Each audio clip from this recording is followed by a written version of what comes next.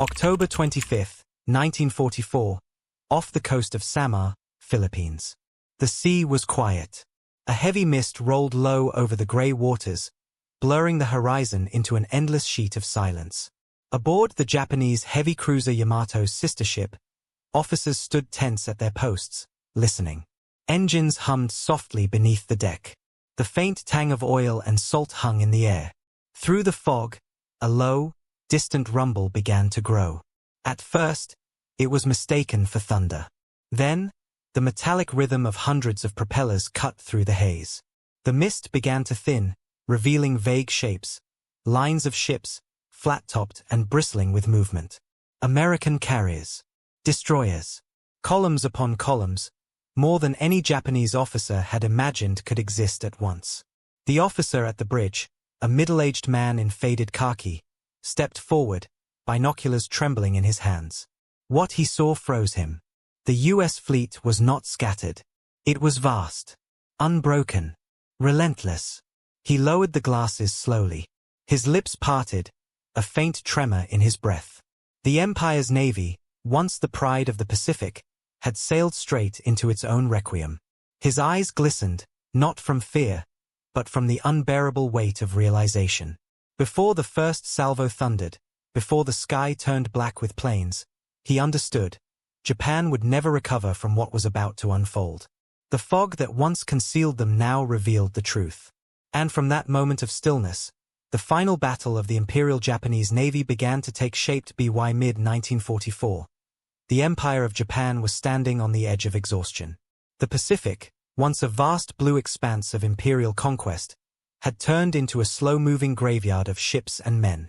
The great victories of the early war years, Pearl Harbor, the Philippines, Singapore, the stunning sweep across the Pacific, now seemed like ghosts from another lifetime. The fall of Saipan in July 1944 had shattered Japan's strategic perimeter. American bombers now stood within striking distance of the home islands. Every admiral in Tokyo knew what that meant. The war's outcome was no longer in doubt.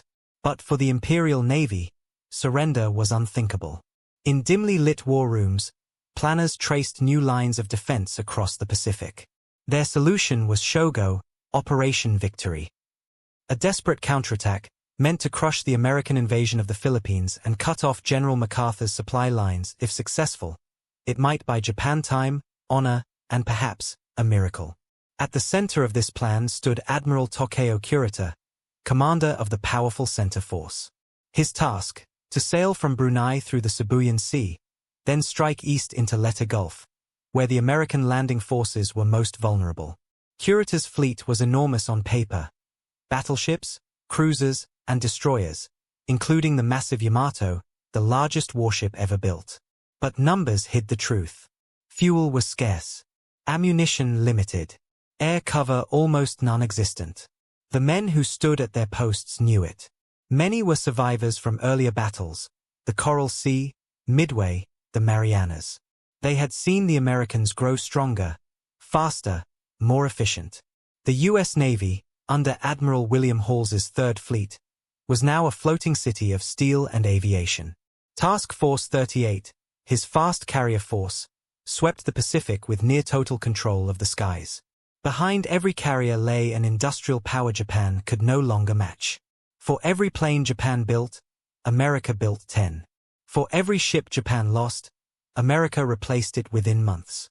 Still, in Tokyo, senior admirals insisted that one decisive blow might yet turn the tide. Sho-Go was not a plan of logic, it was a plan of spirit.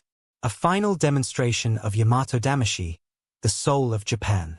As Kurita's fleet prepared to depart Brunei on October 22, 1944, silence filled the harbors. Officers bowed to the decks of their ships, aware they might never see their homeland again. Many carried with them letters sealed for family members, entrusted to comrades in case of death. The Japanese Navy was sailing toward the Philippines not to win the war, but to prove it had not surrendered its honor. Three forces would move in concert. Kurita's center force through the Sibuyan Sea, Admiral Nishimura's southern force through Surigao Strait, Admiral Ozawa's northern force, serving as a decoy north of Luzon, a bait to lure Halsey's carriers away. It was a plan of brilliance and madness intertwined.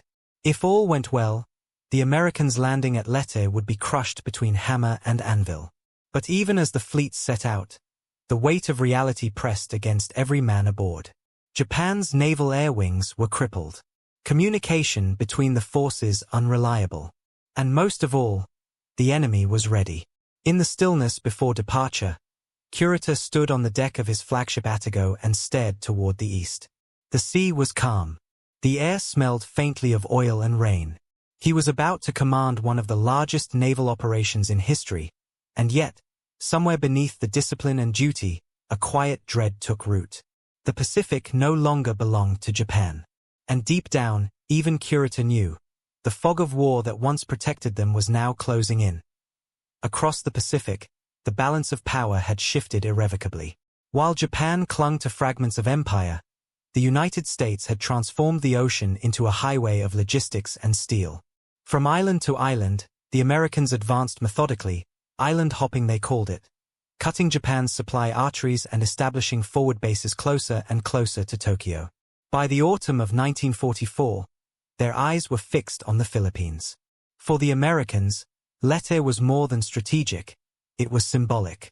General Douglas MacArthur had promised to return, and now he would make good on his words. On October 20, 1944, U.S. troops waded ashore at Leyte Gulf, under the cover of massive naval bombardment. It was the largest amphibious assault of the Pacific War to that point. In response, the Japanese High Command activated Sho-Go 1, the first of its planned victory operations. Every available warship would be thrown into the counteroffensive. The Empire's last major fleet engagement was about to begin. The Americans were ready, though even they underestimated the scale of Japan's desperation. Admiral Halsey's Third Fleet, including the fast carriers of Task Force 38, dominated the skies. To the south, Vice Admiral Thomas Kinkaid's Seventh Fleet provided direct support for the landings with smaller escort carriers and destroyers, the so-called Taffy groups. Each formation moved like parts of a vast, coordinated machine. But in war, machines can only function within the limits of human perception, and nature would soon blur those limits. As the Japanese center force advanced through the Sibuyan Sea on October 24, it was spotted by American aircraft. From the decks of carriers like Essex and Intrepid, hundreds of planes took off in waves. The sky filled with the thunder of engines and the gleam of sunlight off wings. Dive bombers screamed down on Kurita's ships, exploding across their decks in fiery arcs. By day's end, the battleship Musashi, one of Japan's two naval giants, was gone, torn apart by repeated torpedo and bomb hits. Kurita himself was temporarily forced to abandon ship when his flagship Atago sank under him. By any rational measure, the operation should have been called off. But logic no longer guided Japan's high command. That night, battered and grieving, Kurita regrouped his surviving ships and pressed onward toward Leyte Gulf. Behind him, Admiral Ozawa's decoy carriers had successfully drawn Halsey's powerful carrier fleet to the north, exactly as planned. The path to the American landing forces now lay open. To the men aboard Kurita's ships, this was not victory, it was inevitability. The Empire demanded one last demonstration of loyalty, one last act of defiance. Many officers carried cyanide capsules or sidearms prepared for ritual suicide.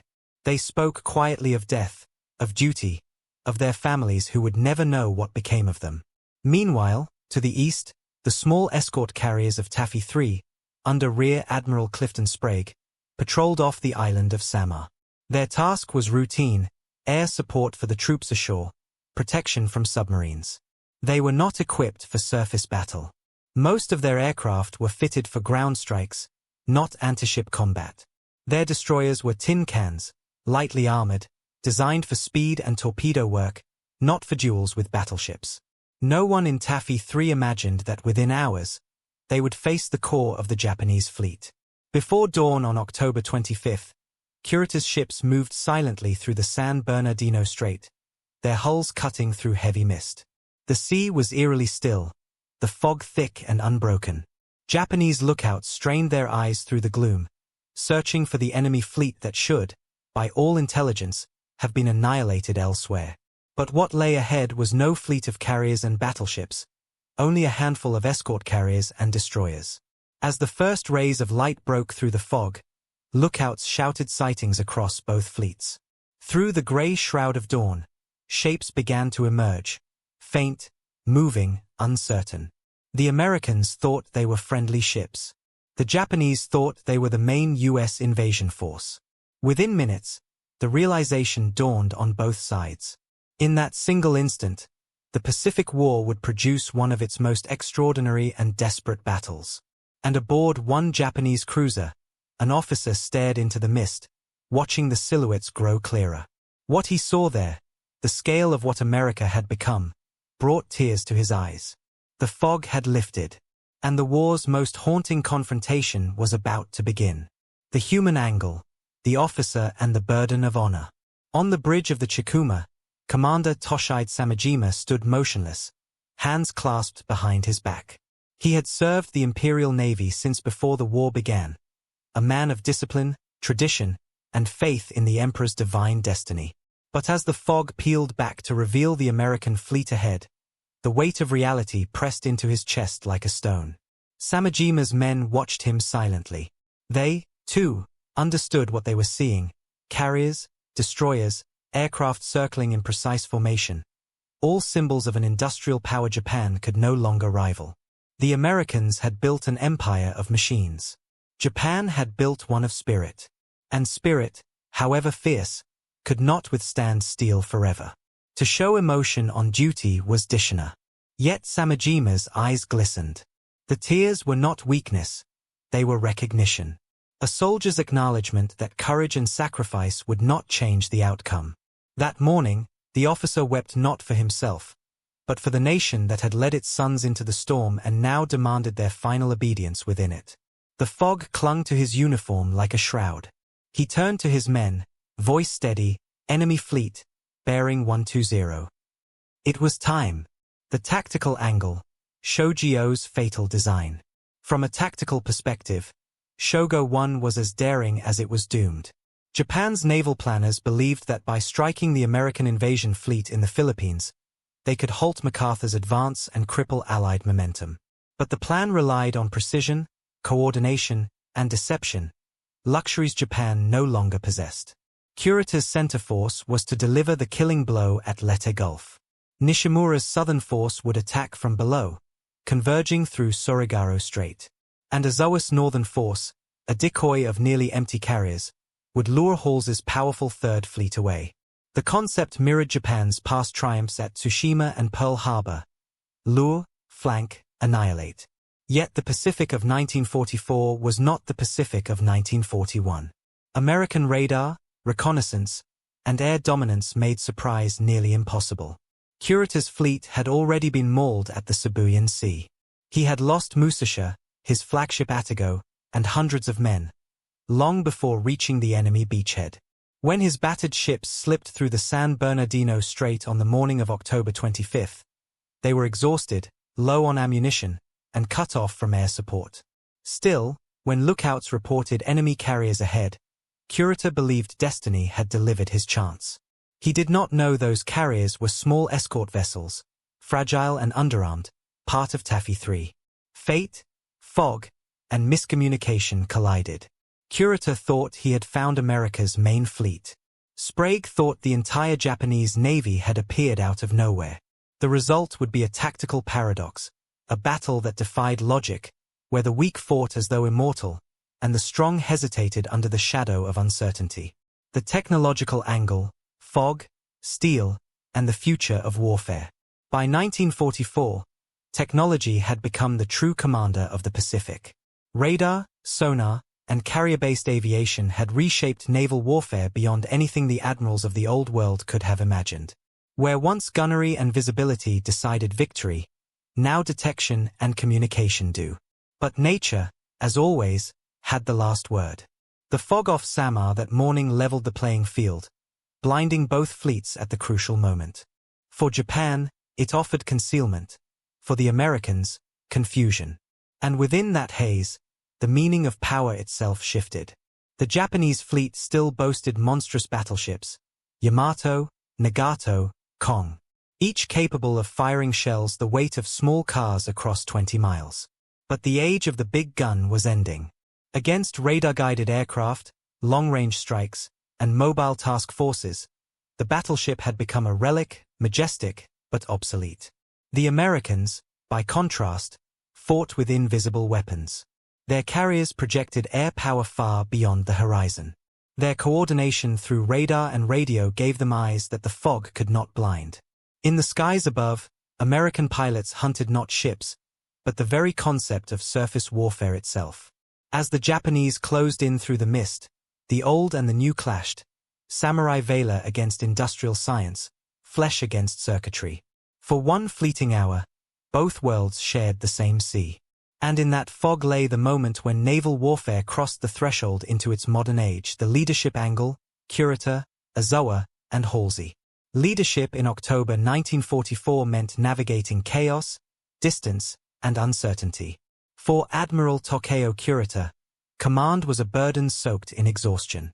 He had lost his flagship, survived torpedoes, and watched the Musashi, pride of the Imperial Navy, disappear beneath the Sibuyan Sea. Now, aboard the Yamato, he carried the ghosts of thousands. Kurita was no fanatic. Unlike some of his peers, he saw the futility of Japan's situation. He obeyed orders out of duty, not delusion. But in the fog of war, even duty becomes treacherous. His mission was clear: strike the American invasion fleet at Leyte, destroy their transports, and sacrifice everything if necessary. What was unclear, where exactly that fleet was. Far to the north, Admiral Jizubo Ozawa executed his role as decoy. His carriers, stripped of real air groups, sailed into harm's way to lure Halsey's powerful Third Fleet northward. Ozawa knew what he was doing, and that his ships would likely be annihilated. He did it anyway. For him, the sacrifice of the remaining carriers was the final offering of a dying navy. Admiral William Bull Halsey, meanwhile, faced a decision that would echo through history. Intercepting Ozawa's decoy, he saw a chance to deliver the final, decisive blow, to destroy Japan's carriers once and for all. He took the bait. In doing so, he left the San Bernardino Strait unguarded, and opened the path for Kurita's fleet to fall upon the unprepared Taffy 3. 3 admirals. 3 men bound by pride, perception, and pressure. Each made the only decision that seemed right in the moment. And together, they created one of the most dramatic and unintended collisions in naval history. The enemy angle, the tin can sailors of Taffy 3. When the fog thinned and the Japanese battleships loomed out of the grey, Rear Admiral Clifton Sprague thought his radar was broken. He was commanding Task Unit the 3rd of April, 77, known as Taffy 3, 6 escort carriers, 3 destroyers, and 4 destroyer escorts. Their job was to provide air cover for troops on Leyte, not fight a surface battle. Then came the radio call. Enemy fleet sighted, bearing 270, battleships, cruisers, closing fast. Sprague's heart sank. What he faced was not a raid. It was the main body of the Japanese Navy. His small carriers, armed mostly with bombs for ground strikes, were suddenly prey before predators. Yet the Americans did not retreat. Sprague ordered his carriers to launch everything they had, aircraft without proper ordnance, even those armed only with machine guns or depth charges. Pilots took off knowing they might never return. Above them, destroyers like Johnston, Hull, and Heermann charged headlong into the advancing Japanese line. Their thin armor rattled under near misses, their decks torn by shrapnel. Still they pressed on, laying smoke screens, firing torpedoes, drawing fire away from the carriers. Japanese gunners watched in disbelief as ships 1/5 their size sprinted into range. It defied logic. It defied fear. The courage of Taffy 3's men, later called the Tin Can Sailors, would become legend. They turned what should have been a massacre into a miracle of defiance. And in that fog, as shells screamed and torpedoes churned white trails across the water, even Japanese officers watching through binoculars felt a strange mix of awe and sorrow. They were witnessing not the arrogance of victory, but the purity of valor. The moral angle, the end of illusions. By 1944, the Japanese Navy was no longer fighting for victory, it was fighting for meaning. The samurai ethos of Bushido had been stretched to its breaking point. To die in battle was noble. But to die in vain, that was something the ancient code had no answer for. As Kurita's fleet exchanged fire with the Americans off Samar, many of his officers still clung to the notion of a decisive battle. It was the dream that had guided Japan's naval doctrine for decades, one great clash that would decide the fate of empires. Yet this was not Tsushima, and Kurita was no TG. This was an empire fighting against time itself. For the Americans, the moral landscape was equally complex. They had learned to respect their enemy's skill, even as they saw the cruelty of Japan's wartime ideology. In the chaos off Samar, young American sailors faced a truth few had ever imagined, that courage could belong to both sides. That the line between duty and futility was thinner than the fog around them. On both fleets, men acted according to what they believed was right. And in that conviction lay both the glory and tragedy of Leyte Gulf. The fog that separated them was not just physical. It was moral, historical, human. When it lifted, nothing in naval warfare, or in Japan's soul, would ever be the same again. The stage was set. The fleets had seen each other. The mist that once obscured destiny had thinned to reveal the final reckoning of the Imperial Japanese Navy. The moment had come when history would pivot, when steel, smoke, and sacrifice would collide off the coast of Samar. The morning began in silence. The sea lay calm beneath a pale gray sky. Mist drifted in low ribbons across the water. Then, a lookout aboard the Yamato broke the stillness. Enemy carriers, bearing 120. Admiral Kurita leaned forward, peering into the fog. There, faint and small, the outlines of flat-topped ships moved slowly eastward. He believed he had found his prey, the American main fleet, vulnerable and within range. At 6:58, he gave the order that would ignite one of the most desperate battles in naval history. The roar that followed tore through the morning. The Yamato, Kong, and Nagato unleashed salvos that shook the ocean itself. Each shell, weighing nearly a ton, screamed through the air and plunged into the water around the American formation. Columns of spray rose higher than the masts of the carriers. Aboard the escort carrier Gambier Bay, sailors froze. At first, they thought it was an exercise, until the shells began to land closer. The sky filled with the shriek of steel. Sprague's message went out across the radio waves. Enemy fleet attacking us. Request immediate air support. But no help would come. Halsey and his carriers were hundreds of miles to the north, chasing a Zawist decoy. Taffy 3 was alone. Sprague's destroyers, Johnston, Hull, and Heerman, turned into the line of fire. Their captains knew the odds, destroyers against battleships. Still, they advanced, engines roaring, their decks trembling under the recoil of their 5-inch guns. Torpedoes slid into the sea, white trails slicing through the gray water toward the enemy. From the Japanese bridge, Commander Samajima watched through binoculars as the tiny American ships charged. He could scarcely believe it. In every textbook, destroyers fled from battleships. But here they were, charging full speed into the guns of Yamato herself. He ordered counterfire, his voice tight. The Japanese guns thundered again and again. Water erupted around the American ships, but still they came on. The Johnston disappeared briefly behind a wall of spray, then reappeared, aflame, still firing. It was madness. It was courage beyond comprehension. Above, the sound of aircraft engines cut through the gunfire. Sprague's carriers had launched every plane they could, even those armed only with machine guns or depth charges. Pilots dove through anti-aircraft fire, releasing what little they carried. A single bomb here, a burst of bullets there, enough to distract, confuse, and harass the Japanese gunners. Kurita's command deck became chaos. Reports flooded in, torpedoes in the water, aircraft attacking, visibility worsening. To the west, one of his heavy cruisers, Chikai, took a direct bomb hit and began to burn. To the east, Kumano staggered under torpedo damage. Smoke and confusion spread across the formation. And then came the fog again. It rolled across the sea, swallowing both fleets in white silence. Through that veil, the sounds of battle echoed, gunfire, explosions, cries for help carried by the wind. On the Chikuma, Samajima lowered his binoculars. Somewhere beyond the mist, he could still hear the roar of American aircraft, the rumble of destroyer guns. The radio crackled with confused reports, enemy torpedoes, carriers retreating, ships burning. But he could no longer tell which side the reports described. The fog made the sea infinite, and the battle unknowable. He looked down at the deck beneath him. It trembled from each gun's recoil. He thought of the code he had lived by, of the Emperor, of the glory once promised to the fleet. All of it now lost in this chaos. When the fog cleared, the truth of Japan's fate would stand naked before him. And so, as shells continued to fall unseen into the mist, the officer wept, not in fear, but in grief for the illusion that had died.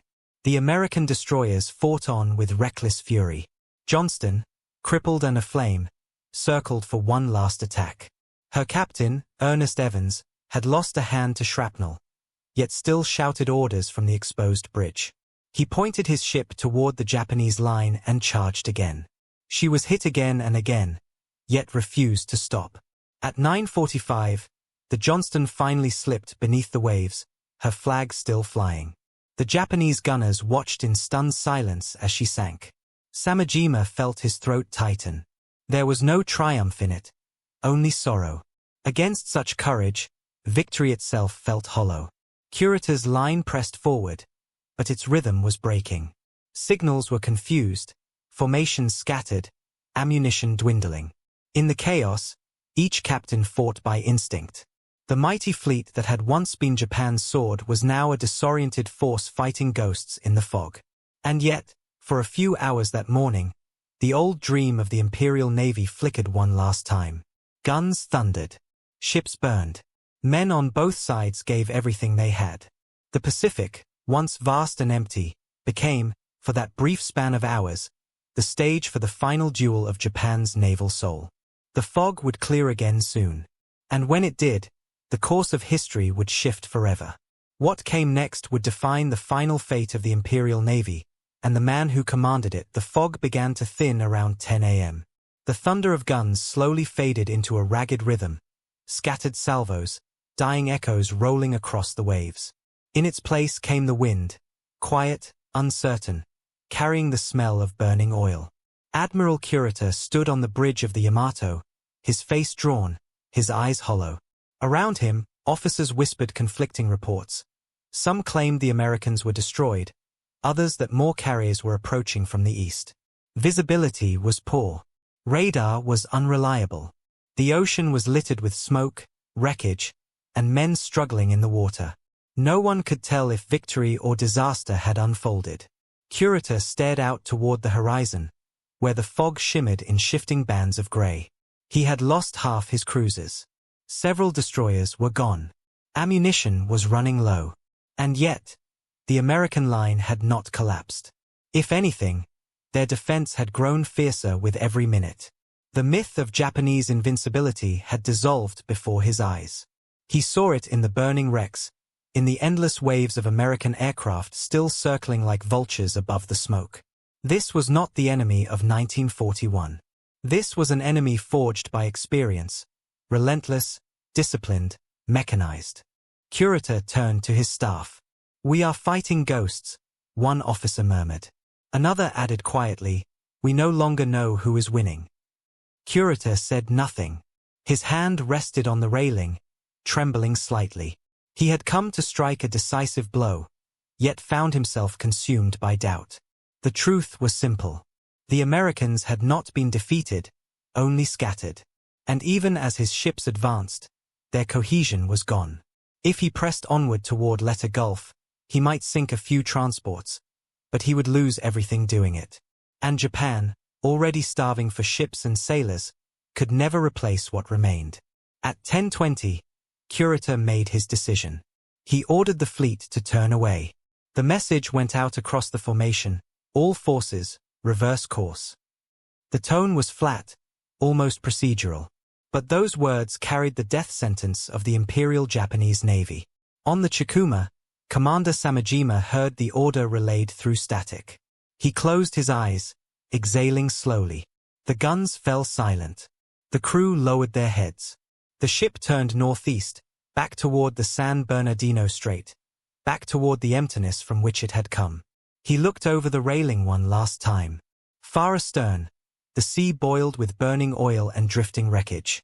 Here and there, small silhouettes of American destroyers still moved, circling their damaged carriers like protective wolves. The sight filled him with a strange, painful admiration. Tears blurred his vision again. This time, they fell freely. He had seen the face of defeat, not in his enemy's strength, but in his own fleet's silence. The fog that had revealed the American armada now returned, curling over the water like a curtain drawing to a close. Behind it lay the final roar of Japan's once mighty navy. Ahead lay only retreat, shame, and the long road to inevitable surrender. For the Americans, the moment was surreal. At 10:51 a.m., observers aboard Heermann reported that the Japanese fleet was turning away. Admiral Sprague, battered and disbelieving, could scarcely comprehend it. They had been minutes from annihilation, and now, miraculously, the enemy was withdrawing. The destroyers limped through the smoke, searching for survivors. Men clung to debris, oil slicks shimmering around them. Pilots returned to land on decks scarred and burning. The battle was over. But the silence that followed felt heavier than the noise that had preceded it. Far to the north, Halsey's carriers had finally destroyed a Zawist decoy force, but too late to aid Taffy 3. When reports reached him that Kurita had attacked the unguarded escort carriers, Halsey realized the cost of his decision. He sent his fleet racing south, but by the time they arrived, the Japanese were already gone. The American victory was complete, but unintentional. It had been earned not by strategy, but by valor. And it had been sealed not by overwhelming power, but by the confusion and hesitation of an enemy commander who could not bear to sacrifice what remained of his navy for a lost cause. As Kurita's ships vanished back into the mist, one by one, Japan's last hope at sea disappeared with them. The retreat was orderly, silent, deliberate, like a funeral procession.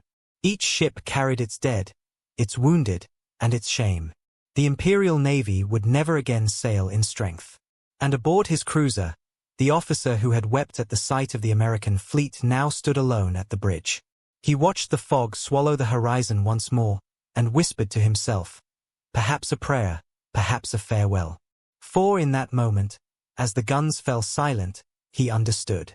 The Empire had fought its final battle, and lost not just a war, but a future. The fog over Samar would drift away by noon, revealing a calm sea strewn with wreckage, silent testimony to the day the old world ended. But in Japan, the truth of that morning would take months to sink in. And when it did, it would reshape not only military strategy, but the nation's very soul. By the afternoon of October 25, 1944, the waters off Samar had grown eerily calm. The gunfire was gone. The sky was streaked with smoke that drifted east toward Leyte. Floating amid the wreckage were the survivors, Americans clinging to rafts, Japanese sailors clinging to silence. The sea itself seemed exhausted, as if it had swallowed too much death in one morning. For the United States Navy, the battle off Samar became an instant legend. The men of Taffy 3, who had faced battleships with escort carriers and destroyers, were hailed as heroes. Their actions had defied logic, a handful of small ships attacking an armada 4 times their size. Yet it was their aggression, their refusal to retreat, that saved the landing force at Leyte Gulf. On Heermann, the only destroyer of Taffy 3 to survive, sailors walked the deck in stunned silence. Many wept openly. They had lost their brothers, the Johnston, Hull, and Samuel B. Roberts, but they had saved thousands. Commander Ernest Evans of the Johnston would later be awarded the Medal of Honor posthumously, his last recorded words echoing through naval history. "Stand by to open fire. I'm going in." For Admiral Sprague, the victory was bittersweet.